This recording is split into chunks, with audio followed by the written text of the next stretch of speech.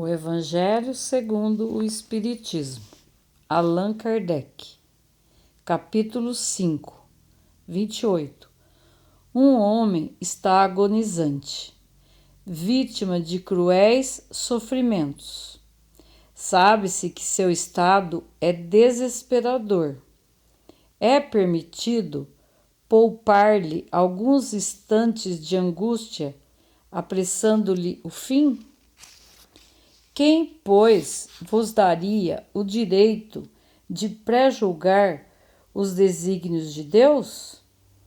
Não pode ele conduzir um homem à borda do fosso para daí o retirar, a fim de fazê-lo retornar a si mesmo e de o conduzir a outros pensamentos? Em qualquer extremo que esteja um moribundo, ninguém pode dizer com certeza que sua última hora chegou. A ciência jamais se enganou em suas previsões? Sei muito bem que há casos aos quais se pode considerar com razão como desesperadores, mas se não há nenhuma esperança fundada de um retorno definitivo à vida e à saúde, não existem inumeráveis exemplos em que, no momento de dar o último suspiro, o doente se reanima e recobra suas faculdades por alguns instantes? Pois bem, essa hora de graça que lhe é concedida pode ser para ele da maior importância, porque ignorais as reflexões que poderia fazer seu espírito nas convulsões da agonia, e quantos tormentos pode lhe poupar um relâmpago de arrependimento. O materialista, que não vê senão o corpo e não considera a alma, não pode compreender essas coisas, mas o espírita, que sabe o que se passa além do túmulo, conhece o valor do último pensamento.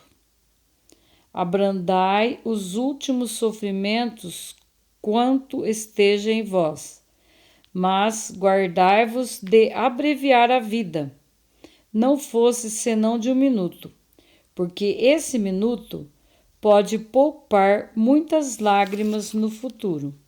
São Luís, Paris, 1860. 29. Aquele que está desgostoso da vida, mas não quer suicidar-se, é culpável em procurar a morte sobre um campo de batalha com o pensamento de torná-la útil? Que o homem que mate ou se faça matar, o objetivo é sempre de abreviar a vida, e por conseguinte há suicídio de intenção, se não de fato. O pensamento de que sua morte servirá para alguma coisa é ilusório.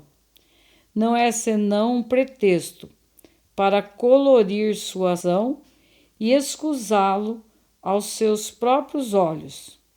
Se ele tinha seriamente o desejo de servir seu país, procuraria viver, defendendo-o em tudo, e não morrer, porque, uma vez morto, não lhe serve mais para nada.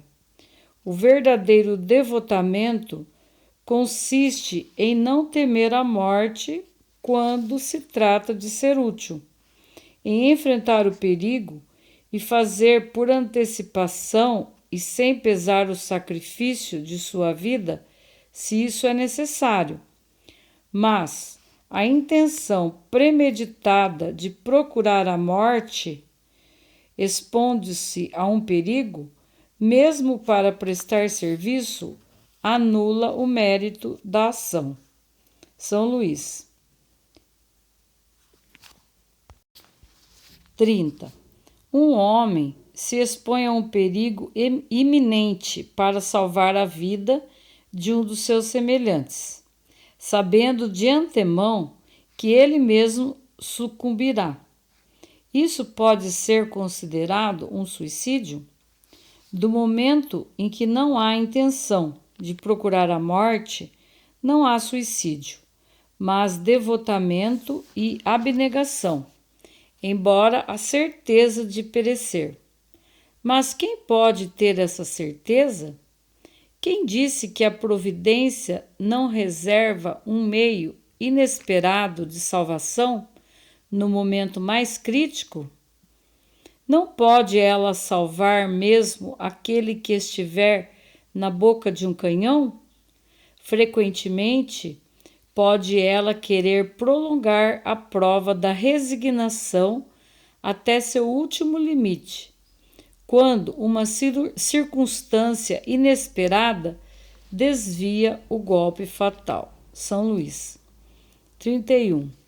Aqueles que aceitam seus sofrimentos com resignação, por submissão à vontade de Deus e com vistas à sua felicidade futura, não trabalham senão para si mesmo e podem tornar seus sofrimentos proveitosos aos outros?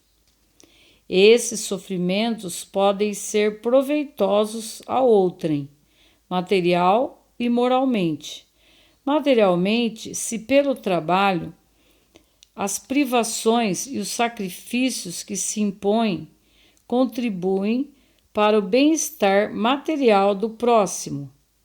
Moralmente, pelo exemplo que dão de sua submissão à vontade de Deus. Esse exemplo do poder da fé espírita pode estimular os infelizes à resignação, salvá-los do desespero e de suas funestas consequências para o futuro. São Luís, Paris, 1860.